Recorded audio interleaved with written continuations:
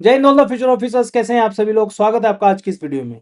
आज की इस वीडियो में हम डिस्कस करने वाले हैं डे 13 जो आज हमारा है, जिसमें हम डिस्कस करेंगे important amendment in the Indian constitution.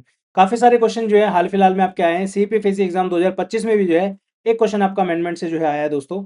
और अभी जो एग्जाम हो रहे हैं आपके, उनमें भी जो है काफी सारे क्वेश्चन आ रहे हैं। तो मैंने एक पूरी लिस्ट बनाई है आपकी, जितने भी इंपॉर्टेंट अमेंडमेंट है उन सबको जो इकट्ठा किया है और लास्ट में कुछ पीवाईक्यूज भी ऐड करें। उम्मीद करूंगा आपके आप इस वीडियो का एंड तक जरूर देखेंगे दोस्तों। सबसे पहले पीडीएफ अगर आपको इस वीडियो का फ्री ऑफ कॉस्ट चाहिए तो आप स्टडी फंडा का यूपीएससी टेलीग्राम चैनल ज्वाइन कर सकते हैं। यहाँ पे सारे के सारे पीडीएफ जो है टाइमली अपलोड हो जाते हैं दोस्तों, ठीक है। छोटा सा अनाउंसमेंट, पीआईबी फर्स्ट के 500 क्वेश्चन जो कि एमसीक्यू फॉर्म में मिलेंगे आपको, ये अपलोड जो है ऑलरेडी हो चुके हैं आपके स्टडी फंडा ऐप पे। जनवरी के आज पूरे अपलोड हो चुके हैं। इसके बाद जो है आपके जो फरवरी और मार्च अप्रैल मई के जो भी हैं वो पेंडिंग है, वो भी एक दो दिन के अंदर हो जाएंगे दोस्तों। अगर आप पेपर 2 के एक्सपेक्टेड टॉपिक्स की लिस्ट चाहते हैं तो आप स्टडी फंड ऐप से जाके ले सकते हैं। इसमें विद सॉल्यूशन जो है मैंने टॉप 151 टॉपिक्स निकाले हैं जो आपके एसए के हैं, काउंटर आर्गुमेंट और रिपोर्ट राइटिंग के। आप यहाँ से कवर अप कर सकते हो दोस्तों, ठीक है। चलिए सबसे पहले बात करेंगे कि कॉन्स्टिट्यूशनल अमेंडमेंट जो होता है उसको बनाया कैसे जाता है, अमेंडमेंट एक्चुअली में होता कैसे, ठीक है। बिल्कुल बेसिक से आप देखिए प्रोसेस होता है जो अमेंडमेंट का, वो कहाँ गिवन है। वो गिवन है आपका पार्ट 20 के अंदर, एक्स एक्स मतलब 20। और कौन से आर्टिकल में गिवन है, आर्टिकल 368, यानी कॉन्स्टिट्यूशनल अमेंडमेंट एक्ट की जहां पे भी बात होगी आपको याद रखना है पार्ट 20 और आर्टिकल 368 के अंदर जो है आपका अमेंडमेंट ये देखने को आपको मिलेगा, ठीक है। जब भी अमेंडमेंट किए जाते हैं तो कुछ अलग अलग तरीके की मेजोरिटी की रिक्वायरमेंट होती है दोस्तों। डायरेक्टली ऐसा नहीं है कि सारे ही कॉन्स्टिट्यूशनल अमेंडमेंट हैं। कुछ अमेंडमेंट नॉर्मल भी होते हैं, कुछ कॉन्स्टिट्यूशनल अमेंडमेंट होते हैं, ठीक है। तो एक जो हम अमेंडमेंट करते हैं कुछ सिंपल काम के लिए, तो उसके अंदर हमें चाहिए होती है सिंपल मेजोरिटी। तो ये आपको याद रखना है। पहली जो मेजोरिटी हमारी वो है सिंपल मेजोरिटी, ठीक है। क्या होता है सिंपल मेजोरिटी में, सिंपल मेजोरिटी में कुछ नहीं होता। सिंपल जो है 50% member present and voting, simple सा रूल है। यानी कि पर्टिकुलर डे आपको पता है लोकसभा के अंदर 545 मेंबर हैं आपके। किसी पर्टिकुलर डे में जिस दिन वोटिंग होनी है, मान के चलो 545 में से सिर्फ 450 ही लोग अवेलेबल हैं, ठीक है। तो उन 450 लोगों में से सिर्फ और सिर्फ 50% का स्ट्रेंथ जो है वो प्रेजेंट होने चाहिए और उनकी वोट जो है फेवर में आनी चाहिए। सिंपल सा ये मतलब है, ठीक है। ध्यान रखना है कि ये जो है आपका ये कोई कॉन्स्टिट्यूशन अमेंडमेंट नहीं है, ठीक है। उसकी रिक्वायरमेंट अलग होती है, हम आगे देखेंगे, ठीक है। किस चीज के लिए यूज किए जाते हैं सिंपल मेजोरिटी का, तो सिंपल मेजोरिटी का यूज किया जाता है एडमिशन और creation of new state, union territory etcetera, और बाउंड्री का रिस्ट्रक्चर करना है, नाम बदलना है किसी स्टेट का, ये सब चीजों में सिंपल मेजोरिटी से आप कर सकते हो दोस्तों, ठीक है। जैसे हमने लद्दाख को बनाया था, ठीक है, जम्मू कश्मीर स्टेट को जम्मू कश्मीर और लद्दाख के अंदर कन्वर्ट किया था आपका यूनियन टेरिटरीज में, तो हमने कोई अलग से कॉन्स्टिट्यूशन अमेंडमेंट एक्ट नहीं किया था। सिंपल जो है हमने आपका जो है इस सिंपल मेजोरिटी का यूज करके बेसिकली हमने यूटी बना दिया आपकी, ठीक है। फिर आती है आपकी स्पेशल मेजोरिटी। स्पेशल मेजोरिटी जो है किन केसेस में होती है, मान लीजिए फंडामेंटल राइट में आपको कोई चेंज करना है, डीपीएसपी के अंदर कोई चेंज आपको करना है, तो आपका स्पेशल मेजोरिटी लगेगी। इसके अंदर क्या होता है, इसके अंदर एब्सोल्यूट मेजोरिटी आपको चाहिए, more than 50% strength of the Lok Sabha, यानी कि 272 मिनिमम वोट आपके होने ही होने चाहिए। उससे अगर कम होंगे तो बात नहीं बनेगी यहाँ पे। और दूसरा इसमें रूल है 2/3 majority of present and voting, यानी कि मान लीजिए सेम केस 545 मेंबर में से किसी दिन 450 लोग आए हैं सिर्फ, ठीक है। तो 450 में से 2/3 कितना बनेगा आपका, 300 बनेगा। 300 लोग जो हैं उस दिन वोट करेंगे इन द फेवर, ठीक है। और दोनों ही कंडीशन मैट होनी चाहिए। ऐसा नहीं है कि भाई पहली कंडीशन मैट होगी सेकंड नहीं हुई, या फिर सेकंड होगी पहली नहीं हुई। इसका एग्जांपल समझिए, मान लीजिए किसी पर्टिकुलर डे पे जो है मान लीजिए आपके 350 लोग आते हैं, ठीक है। अब यहाँ पे जो है इसका 50% जो आपका लोकसभा का स्ट्रेंथ है 272 है, और 350 का 1/3 कितना होगा, 18 3 54, वो कम हो जाएगा, 17 3 51, 15 3 45, 12 3 36, तो 120 और 240। तो यहाँ पे मान लीजिए किसी पर्टिकुलर डे है जो है 350 ही मेंबर आते हैं लोकसभा के अंदर, तो इसका 1/3 जो है तकरीबन कितना होगा, 120, 12 3 36, 118 के आसपास होगा। तो 118 प्लस में 118 तकरीबन 236 के आसपास बनेगा। तो ये जो है पास नहीं होगा। रीजन बिंग ये 2/3 तो पास कर गया, लेकिन आपका मिनिमम जो स्ट्रेंथ आपकी 272 की है वो इसने पास नहीं कर पाया, ठीक है। तो इसके जो है यूज केसेस मैंने आपको बता दिए, फंडामेंटल राइट में कोई चेंज करना हो नॉर्मली, या फिर डीपीएसपी में कोई करना हो, ठीक है। देन आता है सबसे इंपॉर्टेंट जिसको हम कॉन्स्टिट्यूशनल अमेंडमेंट एक्ट बोलते हैं, वो पास होता है आपका स्पेशल मेजोरिटी से। Special majority plus ratification by the states, ये बहुत इंपॉर्टेंट है। स्पेशल मेजोरिटी का क्या मतलब है भाई, स्पेशल मेजोरिटी जो हमने देखा ये वाली जो चीज है, ठीक है, तो इस केस के अंदर होना ही होना चाहिए। और दूसरा जो है रेटिफिकेशन बाय द स्टेट्स, यानी कि 50% स्टेट जो है, टोटल जितने भी स्टेट आपके 28 स्टेट हैं उनमें से 50% एग्री करेंगे कि हाँ जो आपने पास किया वो बिल्कुल सही है, ठीक है। क्यों करते हैं स्टेट से रेटिफाई, वो इंपॉर्टेंट है, ठीक है। जब भी फेडरल कैरेक्टर जब भी हम अमेंड करने की कोशिश करते हैं तो जो है स्टेट्स का जो है रोल आ जाता है आपका। फॉर एग्जाम्पल जीएसटी का एक एग्जाम्पल समझिए। जीएसटी जो है स्टेट और सेंटर दोनों में जो है अभी चल रहा है आपका, राइट। स्टेट का अलग जीएसटी, सेंटर का अलग है सीजीएसटी, और जो भी है आपका स्टेट जीएसटी, ठीक है। अब ये डायरेक्टली इम्पैक्ट करता है स्टेट के रेवेन्यू को, तो इसलिए जो है बहुत सारे स्टेट पहले एग्री नहीं कर रहे थे, बट अमेंडमेंट वगैरह लाए गए, लोगों को मनाया गया स्टेट्स को, तो जाके जो है जीएसटी का आपका एक्ट जो है वो फाइनली बना था आपका, ठीक है। तो इस तरीके से आप देखेंगे तो special majority plus ratification by the states is required for what, constitution amendment act under article 368, ये आपको ध्यान रखना है, ठीक है। अब बात करते हैं सारे के सारे इंपॉर्टेंट आपके कौन कौन से अमेंडमेंट हैं। वैसे तो अभी तक जो है बहुत सारे अमेंडमेंट हो चुके हैं, ऑलमोस्ट 106 हो गए आपके जो भी हैं करंटली। इसमें से आपके इंपॉर्टेंट कौन-कौन से वो मैंने सारे लिख दिए हैं, ठीक है। ये इनमें से भी कुछ बहुत ज़्यादा इंपॉर्टेंट है, वो मैं आपका जो है इस तरीके से स्टार मार्क कर दूँगा वहाँ पे, तो आप और नोट डाउन करके रख लेना, बाकी ये सब इंपॉर्टेंट है, ठीक है। जैसे पहला, 7वां, 10वां, 12वां, 13, 21, 24, 25, 31, 35, 36, 42, 44, 52, 55, 56, 59, 61, 65, 69, 71, 73, 74, 84, 86, 87, 89, 91, 92, 96, 97, 99, 100, 101, 2, 3, 4, 5, 6, मेजोरिटी ऑफ द सारे आ गए, बट इसमें से बहुत ज़्यादा इंपॉर्टेंट है कुछ, उसको जो है मैं रेड कलर से मार्क कर दूंगा, ठीक है। आगे बढ़ते हैं, सबसे पहले बात करते हैं फर्स्ट अमेंडमेंट एक्ट 1951 की, ठीक है दोस्तों। टाइम आप याद रखिए, ये जो है 1951 में जो है अमेंडमेंट हुआ था आपका 1951 के अंदर, ठीक है। अब यहाँ पे सिचुएशन क्या थी हमारी कंट्री की, वो एक बार जल्दी से देख लो। सिचुएशन थी हमारी कंट्री की 1950 में जो है आपका कॉन्स्टिट्यूशन बन के रेडी हुआ था, ठीक है। कॉन्स्टिट्यूशन लागू हो गया था हमारा 26 जनवरी 1950 को, ठीक है। उसके बाद का टाइम है, उस टाइम पे क्या होता था, जमींदारी सिस्टम था, ठीक है। बहुत सारे लोगों के पास जो है, बहुत सारी जो जमींदार थे प्रॉपर बड़े बड़े, उनके पास बहुत सारी लैंड थी दोस्तों, ठीक है। अब गवर्नमेंट का जो काम था वो क्या था, सुचारू रूप से देश को चलाना, साथ में जो है जनता की भलाई करना। तो जो जमींदार थे वो बहुत काफी जो है शोषण करते थे, किसका, जो गरीब जनता थी, जो पीजेंट वर्कर थे हमारे, ये वो, ठीक है। तो गवर्नमेंट ने बोला कि हम जमींदारी सिस्टम को खत्म करेंगे और इक्वल डिस्ट्रीब्यूशन ऑफ जो है लैंड हम करेंगे, स्पेसिफिकली उन लोगों के बीच में जो लोग जो है जिनके पास जमीन वगैरह नहीं है, जो भी है, ठीक है। तो वो सब चीजें, अब लैंड के अंदर किसी की लैंड आप लेके किसी और को दे रहे हो, तो डेफिनेटली लोगों के बीच में कॉन्फ्लिक्ट आएगा। सेम कॉन्फ्लिक्ट बार बार में कोर्ट में पहुंच रहा था। तो गवर्नमेंट ने जो है क्या किया, ब्रिंग किया फर्स्ट अमेंडमेंट एक्ट कॉन्स्टिट्यूशन के अंदर, कि पहला चेंज मैं करना चाहता हूँ कॉन्स्टिट्यूशन के अंदर, जिसमें जो है फलानी फलानी चीजें हम कवर करने वाले, वो अब देखते हैं इसमें क्या क्या हो, ठीक है। पहले जो है वाई दिस वाज रिक्वायर्ड, वो जस्ट मैंने अभी बताया आपको, ठीक है। Soon after the constitution came into force, 26 January 1950, some laws were challenged in court for violating fundamental right। उस टाइम पे राइट टू प्रॉपर्टी जो है फंडामेंटल राइट हुआ करता था, राइट। तो जुडिशियल ने क्या डिसीजन दिया, Supreme court struck down some state laws that violated fundamental right, restriction on speech was implemented, ठीक है। एक सेकंड, ठीक है। उसके बाद जो है land reform laws, laws for the zamindari abolition and land reform were held unconstitutional, क्योंकि उस टाइम राइट टू प्रॉपर्टी होता था आपका। Need for the social reform, government needed power to make laws for the social and economic justice, ठीक है। अब इसमें क्या हुआ, to overcome these difficulties and make the constitution more effective in the building a just and equitable society, the first amendment was introduce, ठीक है। First amendment जो है लाया गया, जिससे जो है सोसाइटी के अंदर इक्वलिटी लाई जा सके, अच्छे से जो है कंट्री ग्रोथ कर पाए, वो सब चीज़ों का इंश्योर करने के लिए फर्स्ट अमेंडमेंट जो है लाया गया, ठीक है। उसके बाद अगर इसके बारे में छोटी छोटी चीज़ें आप देखेंगे, अमेंडमेंट पास जो है 17 जून 1951 को हुआ था, 18 जून 1951 को जो है ये एनफोर्स हो गया था। किसने इसको मूव किया था, फर्स्ट लॉ मिनिस्टर, ठीक है। सॉरी, लॉ मिनिस्टर लिखा हुआ है, आई डोंट नो कि फर्स्ट थे या नहीं थे, B.R. अम्बेडकर, ठीक है। पर्पस क्या था, to strengthen the constitution and enable the states to make laws for the social economic reforms, ठीक है। देन आते हैं इसका इंपॉर्टेंस क्या है, हम देखेंगे कि चेंजेस क्या क्या किए थे, वो एक अलग चीज है, पर इंपॉर्टेंस देख लीजिए। Balanced fundamental right with the needs of the society, enable land reform and social justice measures, strengthen democracy और help in the building a more and progressive India, ठीक है।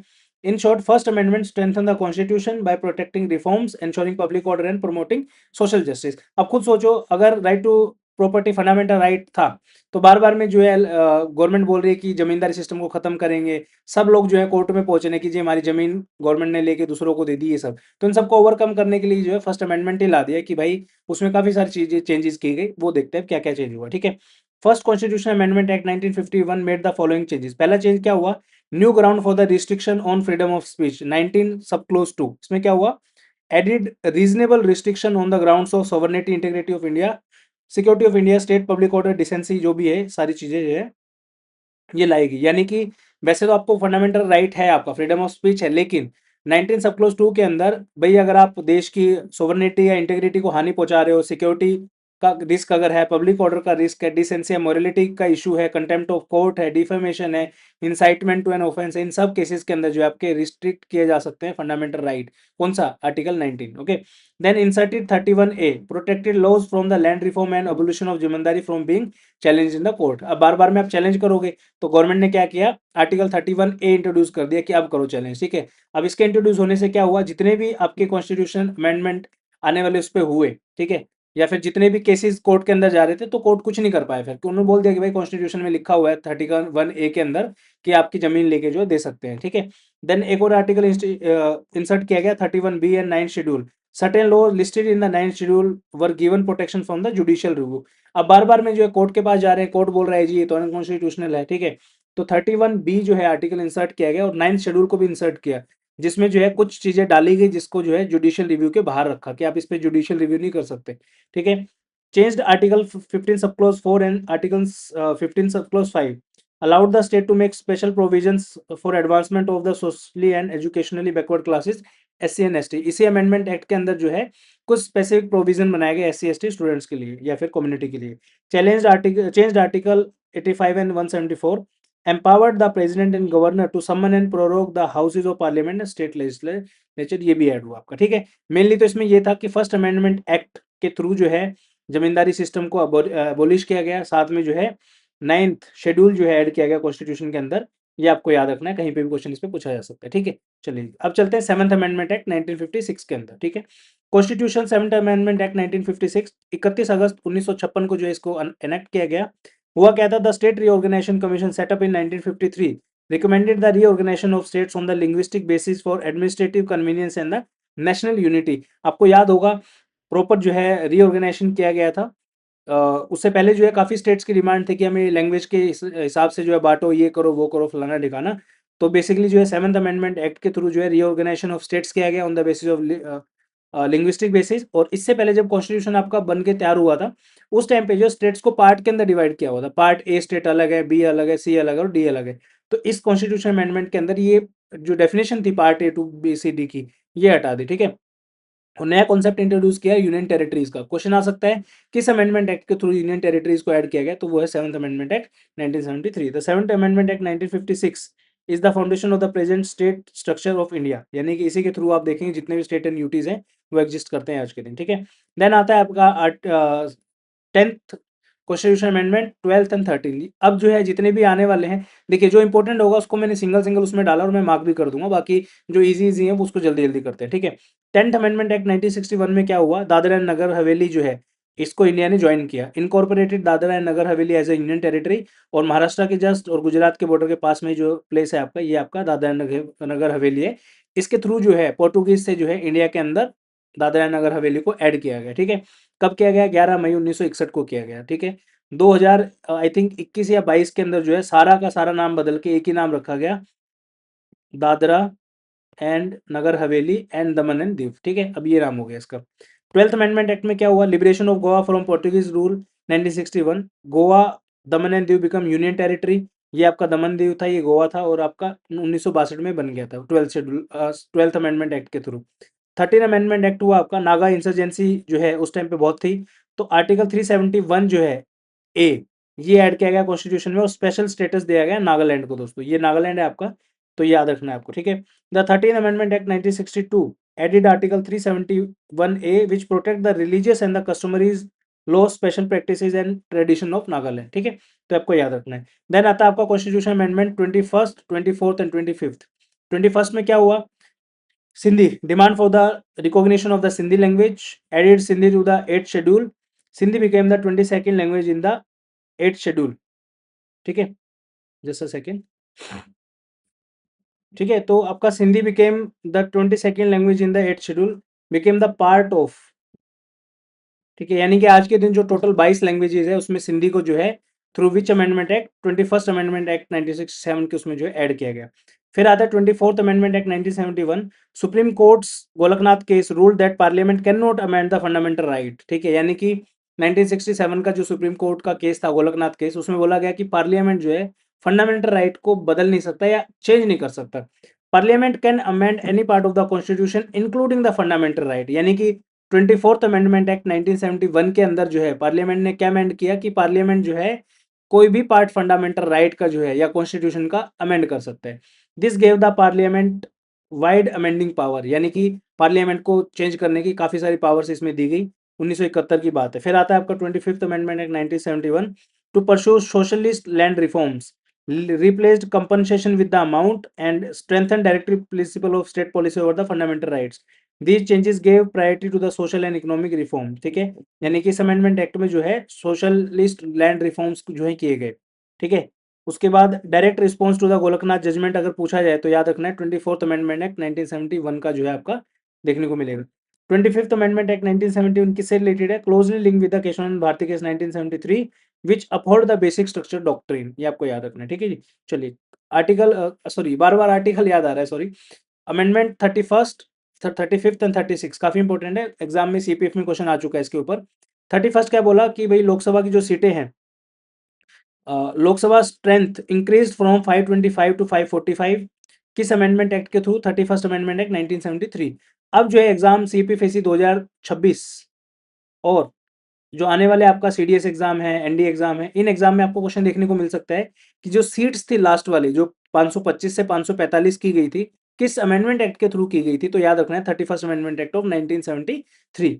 बिफोर 31st अमेंडमेंट 525 थी, after 31st amendment 545 थी। Guarantee ये question आ सकता है आपका। देन आता है amendment act of 35th 1974। Sikkim wanted closer relationship with India. Sikkim became the associate state. Associate state status was a unique arrangement between India and Sikkim. ठीक है, तो याद रखना है 35th के जरिए क्या बना था? एसोसिएट स्टेट, कि भाई ये जो स्टेट है ये इंडिया के साथ एसोसिएटेड है। ठीक है, और 36th में क्या हुआ था? सिक्किम को फुल फ्लैश स्टेट बना दिया। ठीक है, फुल स्टेटहुड जो है दे दी थी। 36 में क्या हुआ? Sikkim merger with India, 22nd state बन गया सिक्किम और फुल फ्लैश जो है पूरा इंटीग्रेट हो गया इंडिया के अंदर। ठीक है, तो ये आपको याद रखना है। ठीक है, दोनों इंपॉर्टेंट है, 35वां भी और 36वां भी। देन आता है आपका 42nd अमेंडमेंट एक्ट 1976। इसको जो है मिनी कॉन्स्टिट्यूशन के नाम से भी जाना जाता है। तो छोटे एग्जाम जो पीसीएस वगैरह के होते हैं उसमें पूछते हैं कि मिनी कॉन्स्टिट्यूशन किस अमेंडमेंट एक्ट को बोला जाता है, तो वो बोलते हैं आपका 42nd अमेंडमेंट एक्ट को। ठीक है, देन आता है आपका background. Enacted during the emergency period 1975 से 77, it came in force on the 3rd January 1977। क्या हुआ था इसमें? प्रियम्बल के अंदर ऐड किया गया word socialist, was added to the preamble. ठीक है, सेकंड क्या हुआ था? Added secular to the preamble और integrated also added to the preamble, यानी 3 वर्ड ऐड किए गए, सोशलिस्ट, सेक्युलर एंड इंटीग्रिटी। ठीक है, added fundamental duties part 4A के अंडर जो है आर्टिकल 51A फंडामेंटल ड्यूटी जो है किसके थ्रू ऐड की गई? 42nd अमेंडमेंट एक्ट के द्वारा। और strengthen centre, centre power were expanded at the cost of state autonomy, curtailed judicial review, power of the judiciary was restricted, laws made during emergency were protected। ये बहुत important है दोस्तों। Other important changes क्या क्या किए गए? Increase Lok Sabha strength from 545 to 552 including nominated Anglo Indian members, extend the duration of Lok Sabha and State Assembly from 5 years to 6 years, gave effect to the directive principle over fundamental rights, inserted Article 31C, 32A, 226A, 228A, added new entry 39A in the concurrent list which is related to education, forest, administration of justice, etc. Added India that is Bharat in Article 1। बोलते हैं ना India that is Bharat, तो article 1 के अंदर किसके through add किया गया? 42nd amendment act के थ्रू ऐड किया गया, याद रखना। ठीक है, ये जो है लार्जेस्ट कॉन्स्टिट्यूशन अमेंडमेंट था इंडिया का। ओके, देन आता है हमारा 44th अमेंडमेंट एक्ट, इंपॉर्टेंट है काफी। 44 अमेंडमेंट एक्ट 1978 के अंदर नेक्ट किया जाता है और 79 में जो इम्प्लीमेंट किया जाता है। Pass by the Janata government after the emergency to restore the democratic values, to correct the excesses of 42nd amendment and strengthen the democracy. Okay, क्या क्या बदलाव किए गए इसके थ्रू? पहला बदलाव किया गया, reestablished balance between fundamental rights and directive principles, reaffirmed the rule of law and democracy, right to property removed as a fundamental right. ये इंपॉर्टेंट है काफी, यानी कि article 119(1)(f and article 31 deleted. Okay, पहले वो होता था ना राइट टू प्रॉपर्टी, इसको क्या बोला गया? Right to property is not a fundamental right, they made it as legal right under article 300A। तो बहुत इंपॉर्टेंट है, याद रखना। Made emergency declaration difficult, president can declare emergency only on the ground of war, external aggression और armed rebellion. Okay, parliamentary approval within 1 month is compulsory, Lok Sabha must reapprove every 6 month. और एक चीज add की गई कि अभी जो है प्रेसिडेंट जो है आपके, ठीक है, he will follow the advice of council of minister. तो देखा होगा ना आपने, council of ministers, sorry, president of India, there is a council of minister headed by prime minister, जो एड एंड एडवाइस करेगी prime minister, sorry, president of India को। और president of India को वो जो एडवाइस है वो माननी पड़ेगी, ऐसा लिखा हुआ है, ठीक है। 44th amendment act 1978 corrected the excesses of 42nd constitution amendment act, restored democratic right and civil liberties, ठीक है। बीच में और आए आपके 45, 46, 47, 48 आए, फिर आता है important amendment act anti defection law, 1985 में आया था, सबसे इंपॉर्टेंट 1 मार्च 1986 को लागू हुआ। Political defection and changing parties by legislator were becoming common, leading to instability in the government. आया राम गया राम की स्टोरी आपने सुनी होगी, नहीं सुनी होगी तो देख लेना, ठीक है। इसमें बेसिकली क्या होता था कि मन किया पैसे खाए, दूसरी पार्टी में जाके मिल गए, दूसरी पार्टी से तीसरी में मिल गई, इस तरीके से लोग जो है चेंज करते रहते थे पार्टीज को, ठीक है। To curb political defection and ensure stability of the elected government, ये जो अमेंडमेंट एक्ट लाया गया, 10th शेड्यूल को ऐड किया गया कॉन्स्टिट्यूशन के अंदर। lay down the ground of disqualification of the member of parliament and state legislature on the basis of defection। अब इसमें एक रूल क्या ऐड किया गया, a member can be disqualified if he she voluntarily give up the membership of the his political party, vote or abstain from voting against the party's whip in the house, independent member join a party after the election, ठीक है। तो ये सब चीजें जो है provision थे इसके। Decision on disqualification taken by the presiding officer, speaker या chairman. Original member can avoid disqualification if at least 2/3 of the legislator merge with the another party. जैसे एग्जांपल लीजिए, best example, Aam Aadmi party के कुछ एमपीज थे जिन्होंने जो है आम आदमी को छोड़ के बीजेपी को ज्वाइन किया, अभी आई थिंक 7 थे। तो वो टोटल जो उनके स्ट्रेंथ 10 की थी, उससे 2/3 जो है, 2/3 कितना हुआ 10 का, 3 और 3 6, 6 से ज्यादा हो गए वो, इसलिए जो है वो इनवैलिड नहीं हुए, डिस्क्वालीफाई उनको नहीं किया गया, ठीक है। Does not apply to the nominated members, okay. तो ये आप पढ़ सकते हो, इंपॉर्टेंट है। देन आता है 55th अमेंडमेंट एक्ट 1986। इसमें क्या हुआ, अरुणाचल प्रदेश के लिए जो है स्पेशल प्रोविजंस ऐड किए गए आर्टिकल 371H के अंदर दोस्तों, ठीक है। देन आता है 56th amendment act, Goa become the full flash state. पहले जो है गोवा आपका यूनियन टेरिटरी था, Goa was upgraded from a union territory to a full flash state of India. Goa, Daman and Diu were made a union territory in 1962 by the 12th amendment act, जो हमने पढ़ा था पहले। The demand for the statehood was strong in Goa, 56th amendment fulfil the demand for the Goa, okay. Then आता है आपका 1988 का time, याद करिए ऑपरेशन ब्लू स्टार और उसके बाद की जो चीजें हैं, ठीक है। मिलिटेंसी थी पंजाब में पीक पे, during late 1980s Punjab was hit by militancy and violence seriously disturbing the law and order, allowed emergency in Punjab, empowered the president to proclaim emergency in the state of Punjab on the ground of internal disturbance, okay।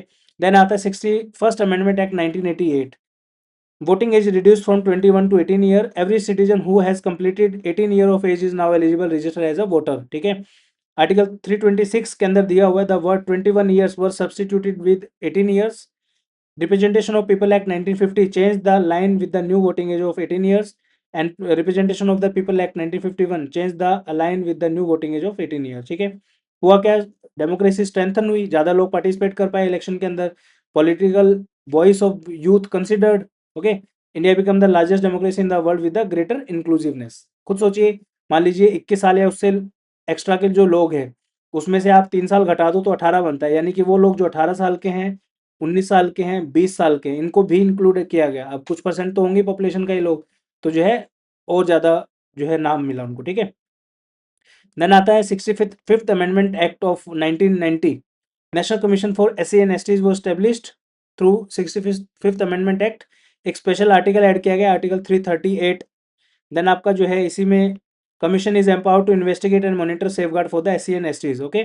69th amendment act of 1991, very very important, Delhi become the national capital territory, NCT जो इसको बोला जाता है, Delhi become the NCT. Added article 239 A to provide a legal assembly, legislative assembly and a council of minister in Delhi. Government lieutenant governor appointed as the administrative head with the special responsibilities in Delhi, okay. Article 239 A क्या बोलता है, provide for the legislative assembly of Delhi, council of minister to aid and advise the lieutenant governor, states included. Subject में क्या था, state list and concurrent list except police, public order and land, ये तीन चीज किसके पास थी, सेंटर के पास थी, बाकी सारी जो है क्या था, स्टेट लिस्ट के अंदर था, ओके। देन आता है आपका 71st amendment act 1992, added to the 8th schedule. Language का है ये आपका, इससे पहले जो जितनी भी लैंग्वेजेस थी, लास्ट वाली सिंधी ऐड की थी हमने, उसके बाद जो है 3 लैंग्वेज और ऐड की। पहला है आपका कोंकणी, देन है आपका मणिपुरी जिसको हम मैतेई के नाम से भी जानते हैं, और लास्ट में है आपका नेपाली। इन 3 लैंग्वेजेस को ऐड किया गया है किसके थ्रू? 71st अमेंडमेंट एक्ट के थ्रू। ओके, चलिए 84th अमेंडमेंट एक्ट 2001 आता है आपका। Population imbalance among states, states के अंदर जो है पॉपुलेशन इम्बैलेंस होने लगा, क्योंकि ड्यूरिंग 1960 और 70 का जो टाइम पीरियड था, उस टाइम पे जो है पॉपुलेशन ब्लास्ट हुआ इंडिया में, बहुत सारे लोग जो है पैदा हुए उस टाइम पे, लेकिन साउथ इंडियन स्टेट्स की जो पॉपुलेशन ज़्यादा इंक्रीज नहीं हुई। तो उस टाइम पे जो है डीलिमिटेशन लाया गया, डीलिमिटेशन को फ्रीज किया गया टिल 2026। कब किया था ये? 2001 में, यानी कि 25 साल पहले। ये भी क्वेश्चन आपसे पूछा जा सकता है।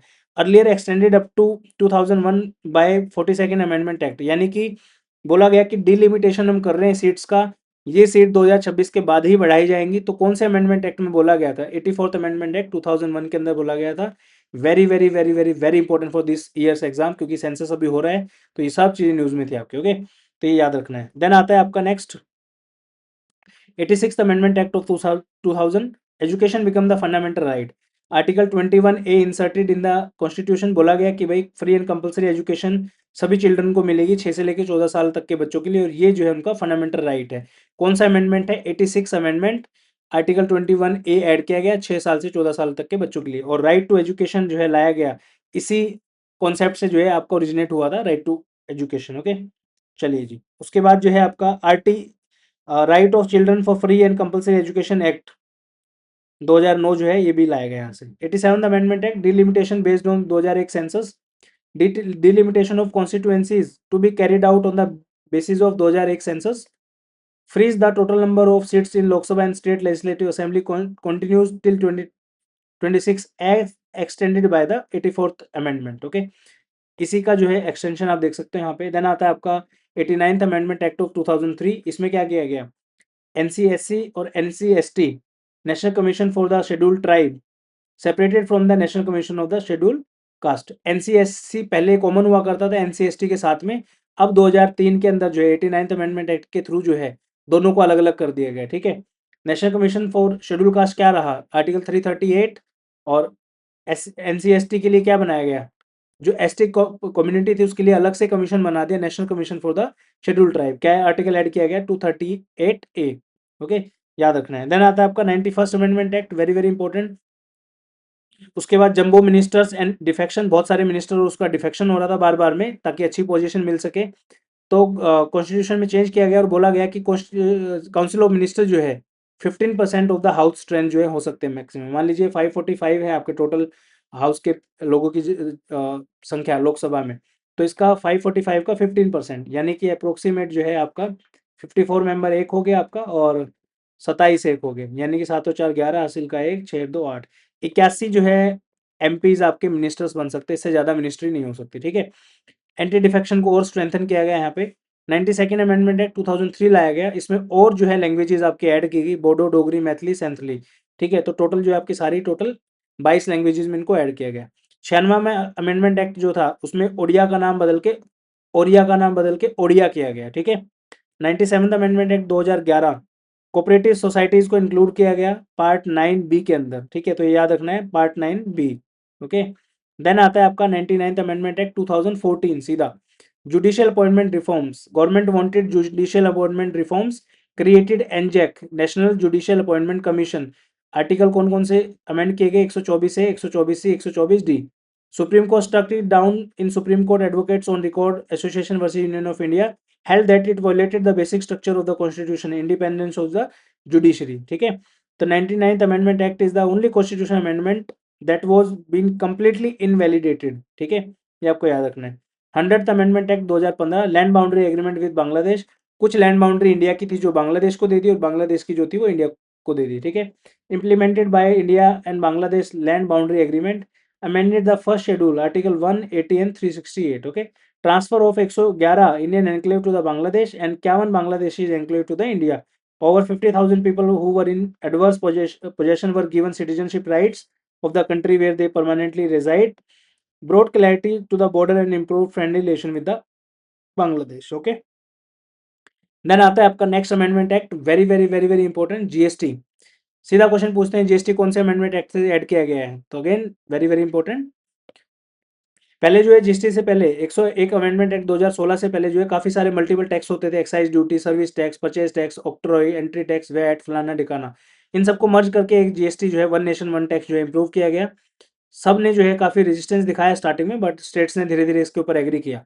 अब जो है वन नेशन वन टैक्स का जो है इंडिया रूल फॉलो करता है, जिसके अंदर आपका जीएसटी अप्लाई होता है। ठीक है, कमेंट सेक्शन में कमेंट करके बताइए कितने जीएसटी के स्लैब है हमारे पास अलग अलग। ओके, जिस बच्चे ने बताया उसको हार्ट दूंगा। ओके, देन आता है आपका कॉन्स्टिट्यूशन अमेंडमेंट एक्ट ऑफ 102 2018 के अंदर आया था।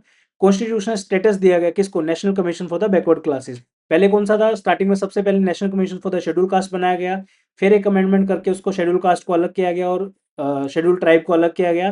देन 2018 में बैकवर्ड कमीशन को अलग से दिया गया। ठीक है, तो national commission for the backward class 338 B, ST के लिए 338 ए, और सॉरी एसटी के लिए 338 ए, और जो आपका वो है, कंफ्यूज ही हो गया यार, एक सेकेंड, 338 है, 338 ए, 338 बी। ठीक है, बी से याद रख सकते हो, BC, NCBC, national commission for the backward classes. 338 A ST के लिए अलग से किया गया, और 338 जो नॉर्मल था आपका वो सिर्फ एससी का बचा आपका। ठीक है, तो ये याद रखना है। देन आता है 103rd अमेंडमेंट एक्ट 2019। ईडब्ल्यूएस का रिजर्वेशन जो है इसके थ्रू दिया गया। इंसर्टेड आर्टिकल 15 सब clause 6 and 16 sub clause 6 to provide the 10% reservation in the education institutions and government job to the economic weaker section लोग। ओके, 104वां amendment act 2020, extension of the reservation end of Indian Anglo Indian nominations. ठीक है, इसमें क्या हुआ? Extension the reservation of the seats for the schedule caste and schedule tribe in the Lok Sabha and state legislative assembly till 2030। Okay, eliminated the nomination of the India two Anglo Indians in the Lok Sabha. तो ये कब किया गया? 104 amendment act 2020 के अंदर। उसी के बाद देखेंगे आप, इसकी दो दो सीटें होती थी आपकी, वो हट गई है। ठीक है, देन आता है आपका 105वां amendment act 2021, restoration of the states power to identify OBC. ठीक है, supreme court judgement in the Maratha reservation case 2021 held that state do not have the power to identify socially backward educationally people. Inserted article 342b restored the power of state to notify socially and educationally backward classes। ठीक है, चलिए जी, फिर last amendment act 2023 का है आपका 106 amendment act 2023, नारी शक्ति Vandan Adhiniyam. 33% reservation were given to the women. इससे क्या हुआ? लोकसभा के अंदर और स्टेट लेजिस्लेटिव असेंबली के अंदर 33% फ्लैट रिजर्वेशन दिया गया वुमेन को। इफेक्ट कब से होगा? After delimitation based on the first census conducted after the enactment, यानी 2023 के बाद जो फर्स्ट सेंसस होगा, जो अभी हो रहा है सेंसस 2027, इसके बाद जो है जितनी भी सीटें बढ़ेंगी उसमें जो है 33% जो है देंगे वुमेन को। ठीक है, यही नोटंकी चली थी थोड़े दिन पहले, आपने देखा होगा, इसलिए जो है काफी लोग अगेंस्ट थे गवर्नमेंट के। Okay, so these are the amendment act which we have read. Now let's practice some questions. Okay, थोड़ा सा आपको टाइम लग रहा होगा, बट हो जाएंगी चीजें, don't worry. Question number 28. From among us, the following identify the correct option that captures the changes made in the Article 74(1) of the Constitution of India through 42nd Amendment Act 1976. Executive powers of the Union shall be vested with the President of India. Prime Minister has the duty to brief the President about the decision of the Council of the Ministers. President shall exercise his her function on the advice of the Council of Minister headed by Prime Minister.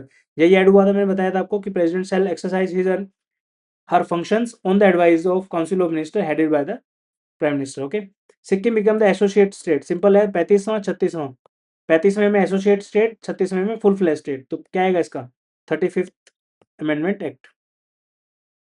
CPO 2018, which among the following constitutional amendment has enormously strengthened the power of the speaker, chairman of the house of the parliament, state legislature? Anti defection provision of 52nd amendment, यही जो है power देता है कि decide करना कि किसको defect करना है, किसको नहीं करना, राइट। देन आता है आपका power of president of India to refer a matter back to the council of minister for reconsideration was inserted by the constitution by which amendment act. इसका जवाब जो है 121 का आप कमेंट सेक्शन के अंदर देंगे। Answer A B C D क्या है आपके हिसाब से? Ninth schedule of the Constitution of India was adopted by First Amendment Act, right? The Constitution Amendment Act enjoined upon the state to provide the free and compulsory education to all the children of the age of 6 to 14 years. क्या आएगा आपका? 86th Amendment Act, यही है ना? देख लेते हैं एक बार, ये रहा एजुकेशन वाला 86 था आपका। ओके, चलिए जी। Then a ninth schedule added to the Constitution by First Amendment then आपका ईडब्ल्यूएस कौन से ऐड किया गया है? 103 constitution amendment. Amending power of the parliament is set forth in which of the following article? Article 368। और which of the following amendment to the constitution of India made it mandatory to conduct the periodic election to the local government bodies? ठीक है, तो 73rd amendment act of, बताइए। ठीक है, और ये last है आपका, ये मैच द फॉलोइंग का क्वेश्चन है। Constitution 24th amendment act, then कौन सा है? 42nd अमेंडमेंट एक्ट, देन कौन सा है? 73rd अमेंडमेंट एक्ट, देन आपका 86th अमेंडमेंट एक्ट। ठीक है, 86th अमेंडमेंट एक्ट क्या था? राइट टू एजुकेशन, तो डी का हो जाएगा आपका 1। ओके, देखो डी का 1 किसमें, या तो आंसर ए होगा या आंसर बी होगा। ए का क्या है? 3 है। ए आपका 42nd, power to parliament to amend any part of the constitution of India. Okay, एक सेकेंड, हाँ, और यहाँ पे 4 है, बी का 4 है। 42nd, 42nd का यहाँ पे, सॉरी, बी का होएगा आपका 4। तो आपका करेक्ट आंसर बनेगा A option. Reason being 42nd में जो है ऐड किया गया था सेक्युलर प्रीएम्बल, ये सब चीज़ें। ठीक है ना, तो इसका आंसर आएगा आपका ए ऑप्शन। तो ये था दोस्तों वीडियो का एंड। उम्मीद करता हूँ वीडियो आपको पसंद आया होगा। थोड़ा लंबा बना है बट हमने सारे अमेंडमेंट एक्ट्स को जो है इंक्लूड किया है। रिवीजन आपको एक बार करना पड़ेगा, जिन लोगों ने ऑलरेडी पढ़ा हुआ है तो आपके लिए कोई ज़्यादा दिक्कत की बात है नहीं, बट आशा करता हूँ कि वीडियो आपको पसंद आया होगा। कमेंट में एक बार जरूर बताइए। Thank you so much for watching this video. Have a great day. जय हिंद, वंदे मातरम।